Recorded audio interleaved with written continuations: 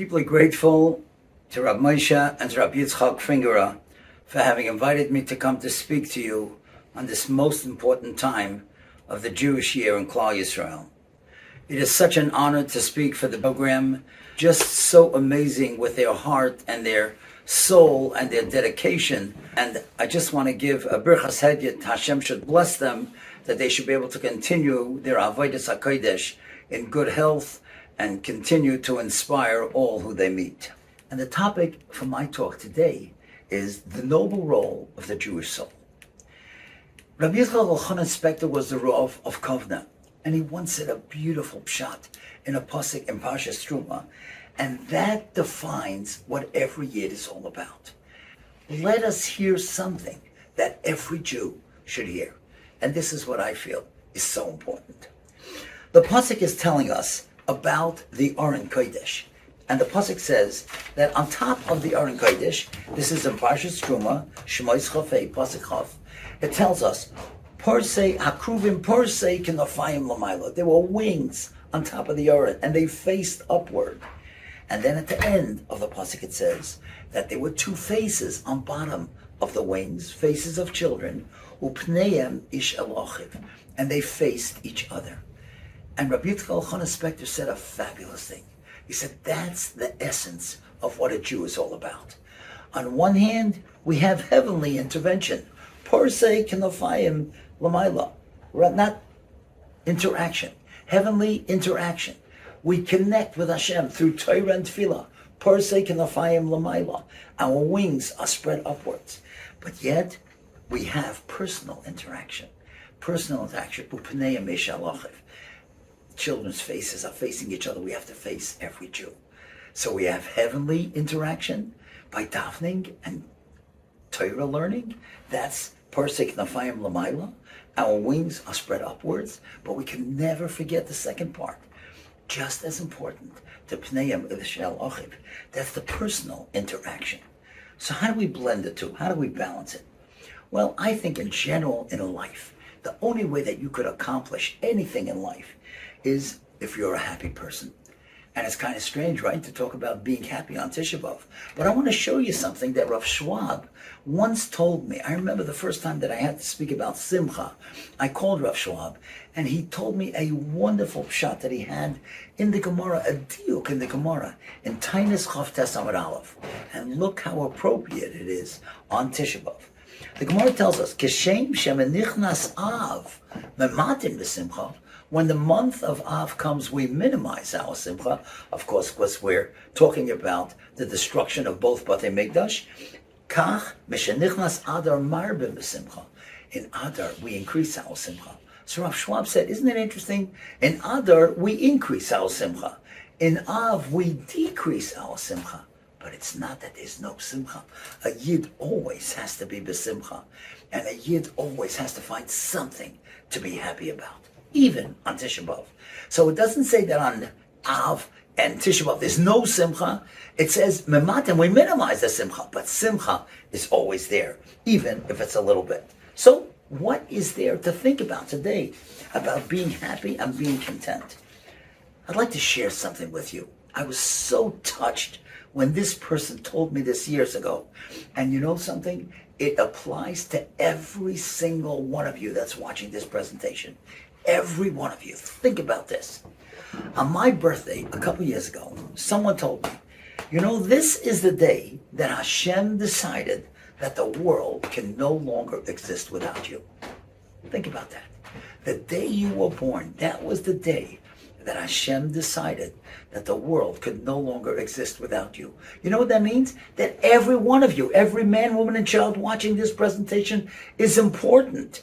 Because Hashem made sure that you were born because you got a role to fulfill. The world couldn't exist anymore without you. That's why Hashem created you. That should give us a very strong sense of being and strong sense of importance. Now I want to show you something. The Zohar HaKadosh says something great. The word Yisrael, we all know how to spell the word Yisrael. Yud, Shin, Sin, Reish, Aleph, Lamed. And you know what he says it stands for? Yesh, Shishim, Ribui, Oisiyos, La Torah. There are 600,000 letters in the Torah. Why 600,000? And the answer, of course, is because there were 600,000 men that left Mitzrayim. So all of us who are descendants of those 600,000, we each have a letter that's ours in the Torah. We are descendants of those 600,000. They have a letter. We have that letter, each one of us. That's a descendant from those 600,000. If that's the case, to me, there are three great lessons that we can learn from this Zohar HaKodesh. And the first one is like this. What happens if you come to shul on Shabbos? Chas v'shalom, the Baal Korah is reading the Torah, and there's one letter missing. The whole Sefer Torah is flawed. You got hundreds of thousands of letters that are perfect. One letter is missing. The whole Sefer Torah can't be used. You know something? That shows me that in Klal Yisrael, every Jew is important. And if there's one Jew out there that's not fulfilling his role of what a good Jew is all about, then it's a flaw in all of us. Everyone is important, just like every letter in the Torah is important. Here's another lesson. No two letters can overlap. No two letters can touch each other. You know why? Because each one is separate. Each one has an individual role. You know, you come to big Jewish communities, you think, what do they need me for? They got so many Jews without me. So many millions of Jews around the world. No. No two Jews can overlap. Everyone stands by themselves. Everyone is important. That should make you feel special. And here's the third thing. It occurred to me, in the English language, we have words that are one letter. I go, I think, I do. A book, a table, a video camera, right? But in Hebrew, there's no such thing. In the Torah, there's no word that has only one letter. You know why? Because we need each other. We're each individuals, but we can't do it alone. We need each other. Everybody's important. Everybody needs somebody else. We can't do it alone. You can't accomplish alone. You got to do it with somebody else. So those ideas, the fact that Hashem created you because he knew the world can't exist without you, that should make you feel wonderful. And the fact that you are a letter in the Torah, Chas v'shalom, the letter's missing, the whole Klal Yisrael is flawed. Nothing overlaps. Everybody has a role to play. And of course, we all need each other. I'll tell you another chazal that's really incredible. And this is in Bereshis Rabbah Tes Yud Beis. The pasuk says, Vayar Elokim es kol asher asa. Hashem saw everything that he did. V'hinei toiv ma'od. That's at the end of creation. Bereshis Aleph, pasuk Lamed Aleph. And the Medrash says something that you would think, why is the Medrash telling us? It seems so simple. Toiv ma'od, it says v'hinei toiv ma'od, it was very good. And the Medrash says ma'od is Adam. Mem Aleph Dalet Mem. Okay, so any grade school kid can figure that out. Just ask him to turn around the letters of ma'od, so you're going to get the word Adam. What's the muvan? What's the depth here? Every Medrash has great depth. And Rabbi Paysach Krohn, brilliant Rosh Hashiva of Chaim Berlin, you know what he said? A great lesson. He said everything in life can be measured. The distance from here to the sun can be measured. The distance from here to the bottom of the ocean can be measured. The only thing that can't be measured is the potential in man.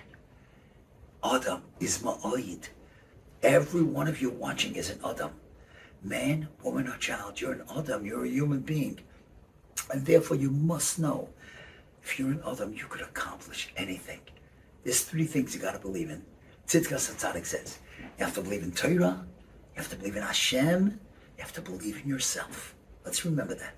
You believe in Torah, you believe in Hashem, and you believe in yourself. And you know something? Then you can really accomplish and really feel good about yourself. So, how do you feel good about yourself? I'll tell you why. I'll tell you a great story.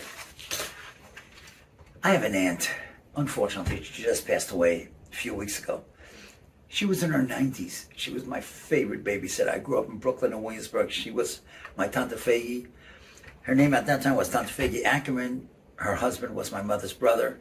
But then he passed away, and she married a wonderful person in Detroit named Sammy Schoenig.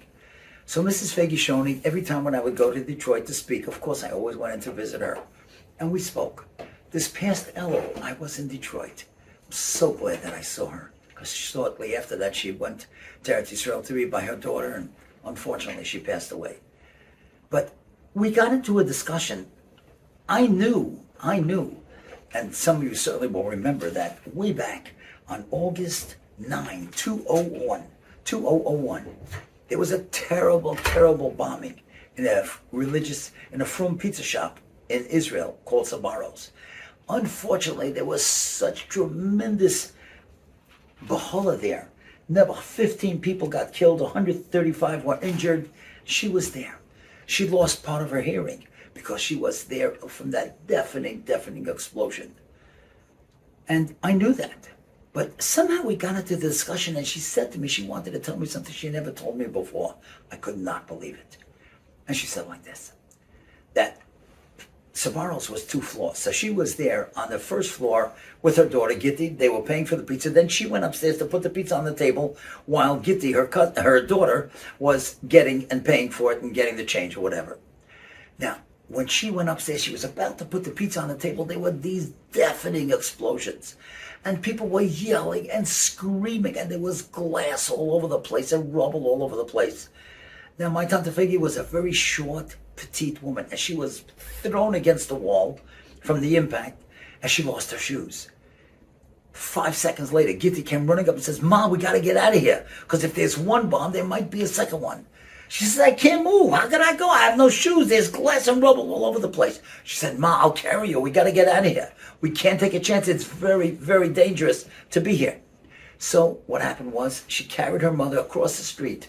There was a lady who had a used bookshop, and she was telling people to come in to be safe. But she told them, "Listen, eventually you're going to have to leave because the police are going to come and they're going to evacuate everyone." But she said, "How am I going to go? I can't move. I've got no shoes."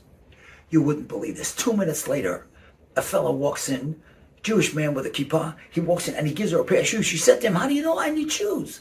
He said, "The lady called me. I have a shoe store down the block. Take these shoes. Run wherever you have to go. But just remember, you never have to come back to give them back to me. They're your shoes. You keep them and you be safe." She couldn't thank him enough. And of course, a little while later, she went with the shoes. She went back to her son-in-law's home. But you know what she told me? She said, "I want you to know, for the last 20 years, anytime something has happened, and I think to myself, Hashem, why did you make this happen to me? I go back to my bedroom, I take off my shoes, I get my Sbarro shoes, I put them on, and I stand and I look at them, and I say, thank you, Hashem, that you kept me alive." You know something? That's Hakara Satayv. That's realizing the good that Hashem gives us. That's what we were talking about before. There is so much good that Hashem gives us. We always focus on the negative, what we don't have. We focus on the bad news. But there's so much good. Think about it. If you're happily married, and many people are, you have children and grandchildren, you own your house, you have a job, you paid your mortgage, you have a nice car, whatever you have, think about it. There's so much good that Hashem has given us. Of course, we want more. I understand that. But the point is, let's remember what we do have. And when you have Hakara Satayv and you realize how kind and good and compassionate Hashem has been to you, it's a different ballgame. Then you're going to feel good about yourself. Then you could accomplish. You feel you owe so much to Hashem and to the world. Here's another great story. Listen to this. I have a friend. Today, he lives in Lakewood. Howie Leibowitz, Dr. Howie Leibowitz, he's Chaim Chana Leibowitz. And he told me this amazing story. He grew up in Boston. He went to Harvard University, went to the medical school there. He was a brilliant fellow. He taught there. And then he became a Baal Tshuva. And he moved to Eretz Yisrael. He learned in Eshat Torah by Rabbi Nachmanberg. And he was so bright, he taught in the Discovery program there as well. Eventually, he came back to Boston, and he was the chief resident in a very famous hospital in Boston called Brigham and Women's Hospital in Boston. Now listen to this story. One day, he's on the 3rd floor, and there's a code blue over the microphone. Now, when there's a code blue, that means that somebody's life is in danger. And he runs downstairs. He didn't even wait for the elevator, and he comes to the cafeteria. There was a woman who never had a major heart attack. And the doctors were working on her. Everybody was out of the cafeteria. And of course, as the chief resident, he came right over to see what was going on. And they said to him, "Howie, we're losing her. We're losing her. She's not breathing." And he told me that the first thing that he did was he gave her an intravenous catheter to give her epinephrine so there would be no blood clots in her arteries. And he started working on her. And he had a defibrillator and he was trying to get a heartbeat. And the doctors saw it's not working. And some of the doctors were beginning to leave because they realized it's just not going to happen. And he told me he pressed it 4 times, 5 times, 6 times. And he decided one more time. He said a tefillah and he pressed the defibrillator, and all of a sudden some of the doctors yelled, "Howie, you got a heartbeat." On that heart monitor, a line went up, and he literally brought her back to life. Of course, he stayed with her for a while. Eventually, he sent her up to ICU. Now, after she was up in ICU, he went back to his regular job of being the chief resident in the hospital. This happened 3, 4 o'clock in the afternoon. Now it's 10 o'clock at night. And Dr. Leibowitz told me he was wondering, should he go back to see her? After all, it's not his patient, but he realized his name is Leibowitz. That's a Yiddish name. It's a Jewish name, right? And she had a name like Kelly or Flanagan. So obviously she's going to realize that a Jewish fellow saved her life if he goes in to talk to her. So that could make her Kiddush Hashem. So he decided that he's going to go up to her. And he comes into her room. And the second he walks into the room, he sees there's a man sitting on her bed. And the guy jumps up and he yells, "That's the guy!" And he says, "Excuse me, sir, who are you?" And he says, "I'm her husband. I saw you're the only one. You're the only one who didn't give up. Every doctor that was starting to walk out, I was there, I watched you. I was behind the glass partition." And he says to his wife, "This guy saved your life. This is the doctor who saved your life." And she starts crying. She can't stop crying. And Dr. Leibowitz told me he stood there, he was so embarrassed. But of course he waited till she stopped. And then she said to him as follows. She said, "Dr. Leibowitz, what should I say to you? Thank you? That's what you say to somebody who holds the door open for you. But I just want to tell you that next week when I go home and I see my children, I'm going to stop and I'm going to say, thank you, Dr. Leibowitz. And when I go for a walk with my husband along the beachfront, I'm going to stop and I'm going to say, thank you, Dr. Leibowitz. And next time my birthday comes in 6 months, I'm going to stop and say, thank you, Dr. Leibowitz." And you know what Dr. Leibowitz told me? That when he went out of the room, he went back upstairs. He walked on the stairs. He was thinking, and he said to himself, actually out loud, "When I go home and I see my children, my wife and my children, I'm going to say, thank you, Hashem." And the next time I open up a Chumash and I understand the Pasuk, and I learn a piece of Gemara and I understand that, I'm going to say, thank you, Rabbi Noach Weinberg. And now that I'm walking up the stairs and I'm not out of breath, I'm saying, thank you, Hashem. And that's what every Jew should be doing. You must begin to realize how much good you have in this world. Focus on it and make a connection to Hashem. You'll feel close to Hashem and you'll feel good about yourself. And you'll be able to accomplish wonderful, wonderful things. I once had a great expression. Rav Palm told me this. He saw it as a young man someplace. People are looking for the city of happiness, but they don't realize that it's in the state of mind. People are looking for the city of happiness, but they don't realize that it's in the state of mind. And that's a great expression. And you know something? When it says the word bisimcha, in happiness, it's the same oisies, the same letters as machshava, which is mind. Think about the good that you have. Think about the wondrous creation that God has created for all of us to enjoy in this world. And think about how much you could accomplish if you would only be a happy and content person. And you could become that way. And you could accomplish a lot because you are important. Because you are part of the greatest nation in the world. We say in Yom Tov, Shemoneh Esrei, Ata v'chatonu mikol ha'amim. Hashem, you chose us from all the nations. We have outlasted all the nations and we will outlast them until Mashiach. We're part of a great nation and we can do great things. That's what everybody, every Yid should know. We spoke about Simcha. How do you do mitzvahs b'simcha? The Pasuk tells us, Ivdu es Hashem b'simcha. You should serve God with happiness. Boyu lefonov b'renona. Come to him with song. And I once heard a Chassidish Rebbe say, take a look at the first letters of those three words. Boyu lifanov biranana. That's believe, with heart. When you do something with heart, you do a mitzvah with heart. You daven with heart and kavanah. You learn with heart, with gishmak. You do a chesed. You do any mitzvah with heart. That's going to bring you to simcha. And I'll tell you something frightening. You know it's Tisha B'Av. You know what the pasuk tells us, Nebuch, in the Teichachon? Dvarim Kov Ches Pasuk Mem Zayin. You know why Klal Yisrael suffers and they have terrible things happening? Tachas asher lo yovadata es Hashem Elokecha b'simcha uvetuv levov miroivka. Because you didn't serve God with happiness. We have so much. We live in such wonderful countries. We take it for granted. Of course there are political problems. We know that. But you think about it. We live in a wonderful country. And most of us do. And we have so much. And we don't serve Hashem b'simcha. That's what happens, Nebuch. That's why Churban happens. That's why terrible things happen. We have to be grateful and serve Hashem with tremendous simcha. And Rabbeinu Bachaya writes that there's actually a double reward. Is every mitzvah that you do, you get a reward not only for the mitzvah, but the simcha for which you do the mitzvah. It's two separate things. I want to talk about another thing. I want to talk about something that I think that we should all do. And that is, of course, we daven every day. And those of you who do not yet daven, just realize, you don't even have to daven in a siddur. You could just talk to Hashem. But I want to talk to all of you about having your own siddur. Because I believe that when you underline in your siddur is talking to you.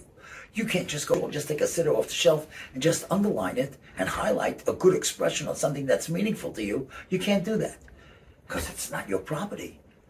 But if you have your own siddur and you underline it and then you're talking to Hashem, that's a conversation. That's really what tefillah is all about. As a matter of fact, it tells us something very, very interesting right in the beginning of Shulchan Aruch. It says in Shulchan Aruch Orach Chaim, Siman Aleph Sif Dalet, Toiv Ma'at Tachnunim Bekavona, Beharbois B'loi Kavona. It's better to daven less with more kavona than to daven more without kavona. So everybody get a siddur. Get a siddur with an English translation so that you know what you're talking about. You know, we're at Tisha B'Av, but soon's going to come Rosh Hashanah Yom Kippur. Some of those words are very, very hard and difficult. We don't say many of those words throughout the year. Let's get a machzer that has translation, and so that we can follow. And again, you can daven less as long as you're davening with more kavanah than to daven more and just say the words and don't know what in the world you're talking about. Because that's really what tefillah and making a connection is all about. Let's talk about another topic that I feel is so important, and that is the personal interaction, the chesed that we are supposed to do.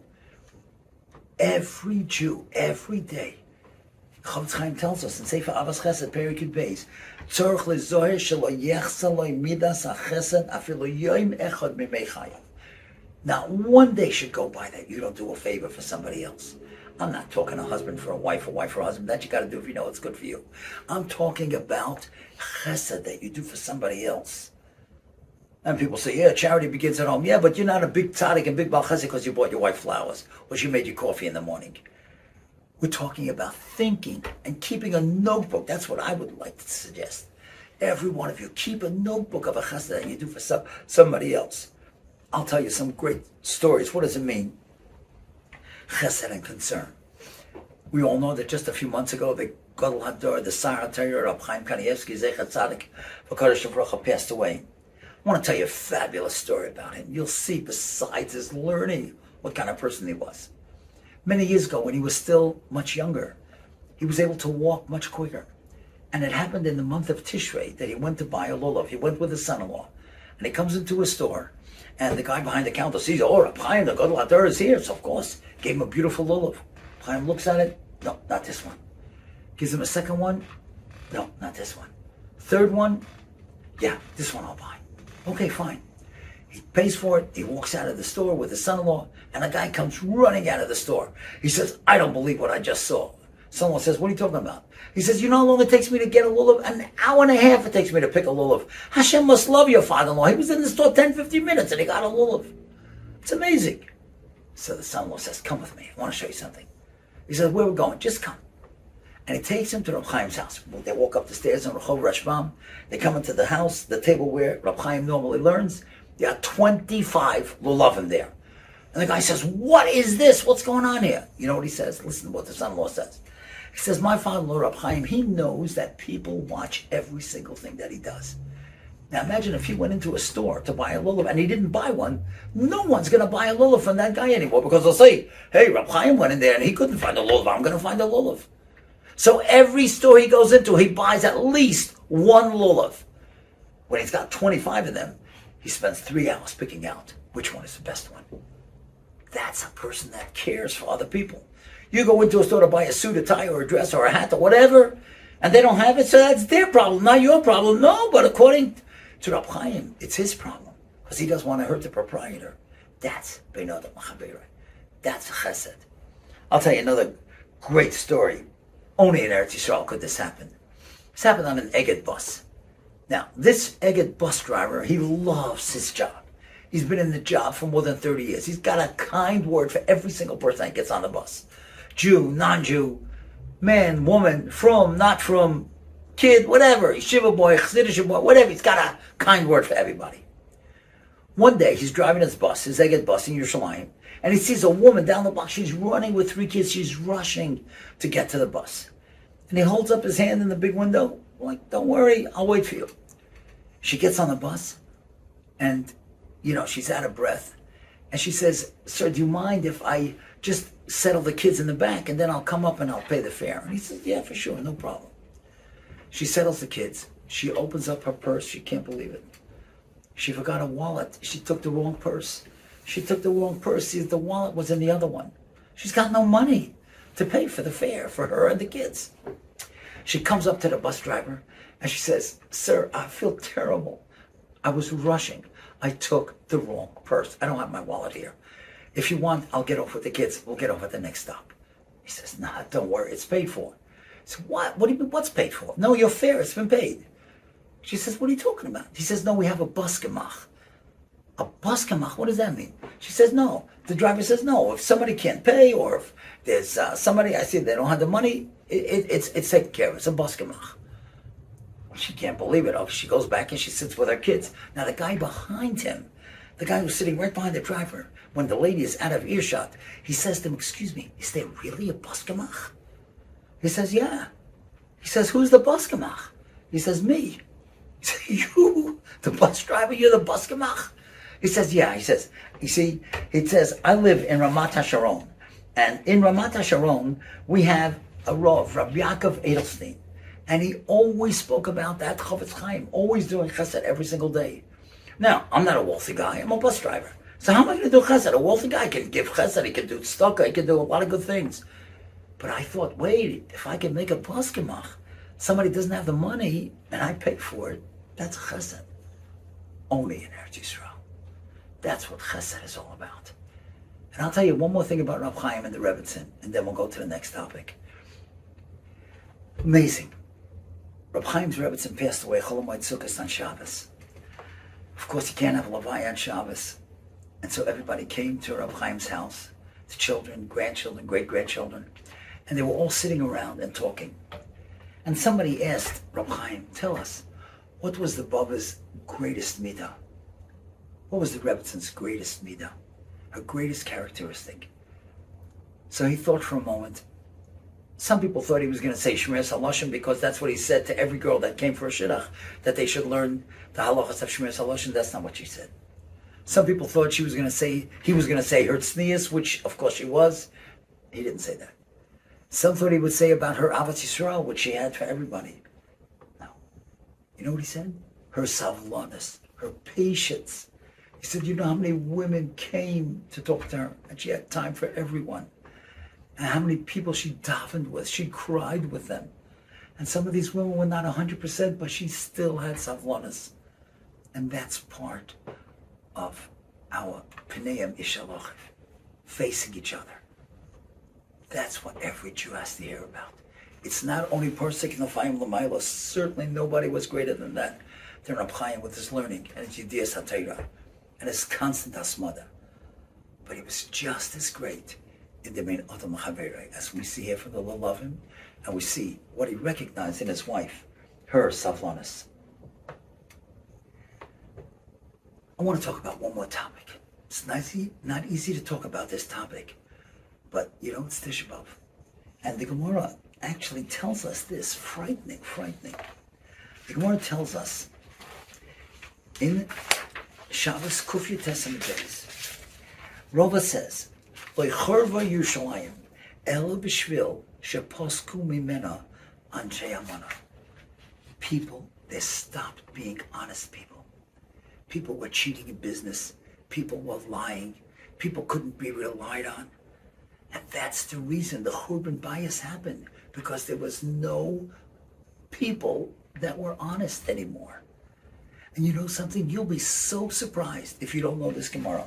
The Gemara in Shabbos Daf Lamed Aleph Amud Aleph tells us that after 120 years, there's certain questions we're all going to be asked. The first question that you're going to be asked after 120 years. They said to him, were you honest in business? Now, why is that so important? That's the first question. You know why? Because if people aren't honest, they break up society, they cause arguments, they cause anger. Families break up when people are lying and cheating. Businesses break up, communities break up, shuls break up, and Klal Yisrael breaks up. And that's what we all have to know. We've got to be erlach. We've got to be honest. That's one of the reasons. Of course, there are many reasons, but the Mashal says that's still applicable even in his time. The Gemara was written hundreds and hundreds of years ago before the Mashal, but he writes about it. It's still prevalent, and that's why the Beis Hamikdash is not here. And so we've got to be more honest. We've got to be more erlach, not only in our speech but in our business ethics. And I'll tell you something amazing. It's frightening when you think about it. You know what is the most important tefillah that we have in the year? And that is the tefillah of Ne'ilah on Yom Kippur. And what do we talk about? Listen to this and listen to a story about the Chofetz Chaim. Ata noisen yad lapoishim, we say. Hashem, you give your hand to those who have transgressed. You put out your hand so that they should do tshuva. V'yamindcha pshuta, your right hand is stretched out, lakabel shavim, to accept those that want to come back. Hashem, help us, lisvades, that we should confess al kol avonosenu, on all our averas, l'man nechtal me'oshek yodenu, so that we can withdraw our hands from robbery. Imagine that. Dishonesty, that's what we're talking about in the Elah. And the Chofetz Chaim once asked this question to his Kehillah. He said, who's robbing? We're talking to Elocha people here. What is the pussy? What is this tefillah saying? And you know what he said? Those people who don't pay back loans when they really have the money. Now, we all know people who borrow money and then they don't pay back. Or they're spending money on other things when they really have money to pay back. That's part of robbery. That's part of dishonesty.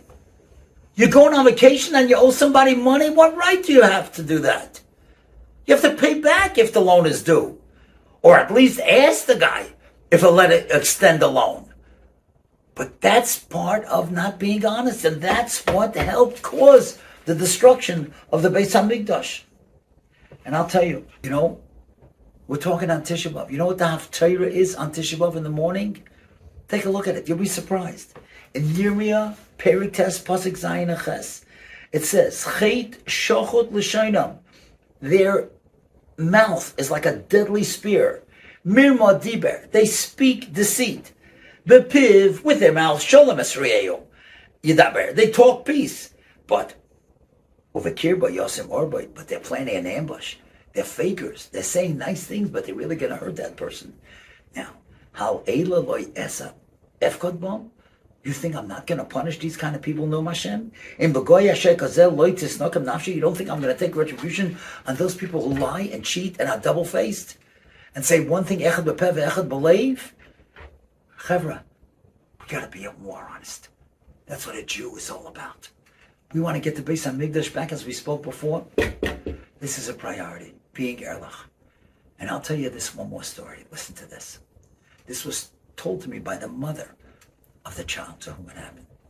You see, this mother, she gave birth. She was up in the mountains in the bungalow colonies. And she gave birth, and she was rushed to Valhalla Hospital because the children were very, very premature. And one of the children needed a blood transfusion. And when they needed the blood transfusion, the father, of course, went from the bungalow colony. He went from Harris Hospital. Well, she had given birth in Harris, but they brought her to Valhalla. And he wanted to give blood. But he also had a 16-year-old child. And the 16-year-old boy also wanted to give blood. And the father said, look, the sign up there says you can only give if you're between 17 and 65. You're 16. You can't give blood. And he said, but I'm in my 17th year. I'm 16, but I'm in my 17th. He says, listen, you're not 17. You're not donating blood. That would be a lie. That would be falsehood. He said, I'll go ask a Shaila. He said, I don't even allow you to ask a Shaila. You know why? Because no Rav can make you 17. You're not 17. So, of course, the father donated blood, but the boy didn't. Listen to this. 2 weeks later, the boy, he was in a car. He wasn't driving. He was on Route 17, and they were in a terrible car accident. And he lost a tremendous amount of blood. And the Hatzalah or whoever came, they took him to the hospital. And in the emergency room, when they found out, they had to give him what's called concentrated blood because he had lost so much blood. And when the doctors found out that he had almost given blood 2 weeks earlier, they said he's so lucky that he didn't give blood because his body would not have replenished that supply of blood that he would have needed to live from the accident to the hospital. So the mother said, today this boy's a very famous boy doing great things. But I just want to tell you what the mother told me. She said, I want you to tell everybody that which David HaMelech wrote, who is the one who wants life? To have good days and love these days and see good. Not only not speaking bad, your lips should not speak evil. She says, my son is alive because my husband was honest. My husband didn't want my son to give blood because he wasn't 17 yet. A lot of people would have done it. He's giving blood to his baby brother, right? No. If you're not honest, it doesn't work. Rabbi said, Rabbi Moshe and Rabbi Yitzchak Finger asked me to speak on this topic, of what topic I feel that we should all be listening to. And that's what I think is most important. I just want to end with this fabulous, fabulous story. This story happened a couple years ago in Eretz Yisrael, and it happened with a family, a father and a mother and 7 children, modest family, not well-to-do that much, but every year they would take their kids on vacation. And every year they were very, very organized. They would take the kids, sit them down with the itinerary, tell them where they're going to go and what places they're going to visit. And they would say to them, don't ask us on the way to go visit other places. This is what we could afford. And these are the places that we were going to go. And that particular year they were going to go from Har Nof, where they lived, to Tveria. And they would do some jeeping there, and then get a boat ride on the Kinneret, and just have a very nice time in the northern part of Eretz Yisrael. And the mother was going to make all the lunches and all the snacks. And the father and mother sat down with the kids, gave them some spending money, and they told them, look, this is the money that you have. We're not going into any restaurants. We're not going into any eateries because they're very expensive, especially in time of the summer. So they rented a minivan because, of course, they didn't have their own car, and they started that vacation going up north. Sure enough, they went up to Netanya. Netanya's on the way to Tveria, and it's on the water. Gorgeous, gorgeous place. They found a picnic table, and the mother took out the lunches and snacks, and they're all sitting and eating, and they're all having a great time. They finished eating, and the father says, okay, everybody get back in the car, and everybody's going to the car except one 8-year-old boy, Zevi. And the father says, everything okay? And he says, Abba, I've got to use the facilities. He had to use the bathroom. He says, I've just got to use the bathroom. I just can't go back into the car now. And the father didn't know what in the world he's going to do. There's no bathroom here. This was just public picnic tables. But he looks a block up and he sees a kosher restaurant. a restaurant. And he knows that the restaurant, they don't like when people come in there and use the facilities without buying anything. But what's he going to do? It's a long ride up to Tveria. So he goes to the restaurant with his little boy. All the other kids and the wife are in the car. And he comes in and there's a waitress standing at the door. And he says to her, ma'am, I'm so sorry, but, we're really not coming to buy anything, but my son has to use the facilities. Would you be so kind just to let him do what he has to do? He'll make it quick, and then we'll leave. She looks around the whole restaurant, and she says, okay, that's fine. So the little boy goes, and he does what he has to do, and then he's coming out, and the father meets him halfway in the restaurant, and they're just about out of the restaurant. And suddenly, the Israeli waiter, Rafi, sees him, and he explodes. And he's yelling and screaming, what are you guys doing? All you religious Jews are the same. What are you taking advantage? You didn't come to buy anything and using the facilities. What is this, a public place? Who told you? Who gave you permission to come in here? And this father doesn't know what to do because he sees on the side the waitress is standing there. She's shaking because she knows that if he tells this waiter that she let him in, she'll be fired. And he's thinking, like, what is he supposed to do? And he thought about on the spot. He had a mashgiach once. Rabbi Avraham Genichovsky was a big tzaddik. He was thinking, what would my mashgiach have done? And in a second, in a flash, he says to the waiter, wait a second, sir, you got this all wrong. We're coming in here to eat. He says, what? I thought you just came in here, just to eat. No. Set the tables. We're coming in to eat. I'm sending my son to bring all my children and my wife. He says, how many people are you? He says, well, we're 9 altogether, 7 kids and 2 adults. Wow, the guy can't believe it. He's going crazy. He says, well, we'll have to set 2 tables. And so they set 2 tables, and this kid goes out and he says to his mother, Ima, Abba says we should come into the restaurant. She doesn't believe him. They never went to a restaurant before. He said, no, I'm telling you, Abba's waiting. He's waiting for all of us. All the kids go in. They sit down at the table. They never saw a menu like this. They never saw food like this. They never saw prices like this. And the waiters are bringing them the food. And the mother says, everybody can have 1 dish and 1 drink. Fine. Just about as they're finished, they noticed there's a lot of activity going on outside the kitchen. And there's 6 waiters there. And like soldiers, every waiter's got ice cream on one hand, and a plate of ice cream on one hand, plate of cake and sparklers on the other hand, and they're marching towards this family. And the father says, wait. We didn't order dessert. There's a mistake here. And the head waiter comes over together with the owner of the restaurant. And the owner of the restaurant sits down next to the father and says, sir, let me tell you something. I want to tell you what happened in the kitchen when you guys sat down to eat. The waitress came in and she started crying. And we asked her, what's wrong? And she said, somebody just did something for me that nobody in my life has ever done for me. And we said, what happened? You said, you see that father with his 7 kids? They weren't coming in to eat here. He was just coming in to help the little child to use the facilities. But when he saw that I was going to get in trouble, when he saw that Rafi was so angry, so he changed his whole way and he had everybody come in to eat just so that I wouldn't look bad. I was really worried I was going to lose my job. I was trying to think, where else can I get another job? And so when we heard her story, we decided we're going to give you this dessert because we have to do something special for special people. So all these kids had, there was ice cream and the cake galore. Amazing. Once they finished, the father said to the waiter, can I have my bill? So he comes back with the bill, and on the bill it says, the next time you come here, it's 50% off. So he says, oh, thank you so much, but what about for today? We got to pay for today. So the owner of the restaurant, listen to this. He comes over to him and he says, we have a policy in this restaurant. We only charge people. We don't charge malachim. We don't charge angels. And you know something? All of us could be human angels just like that guy was. That's the Pnei Mishalochiv. And by making such a Kiddush Hashem, that's a person signifying L'mayla. Let us try to bring Mashiach, to bring back the Beis HaMikdash. We can all be these human malachim. We could be these Pnei Mishalochiv and the person signifying L'mayla. Let us try to be the best that we can be. And in that way, we'll be zeicher to bring Mashiach and bring back the Beis HaMikdash. May it happen in our time. Thank you so much for inviting me, and thank you for listening. I sincerely hope that you enjoyed this presentation. I would like to ask all of you, Please, if you haven't done so already, please make a very gracious donation to BJX. It is a wonderful organization that inspires Jews, our brothers and sisters, throughout the world.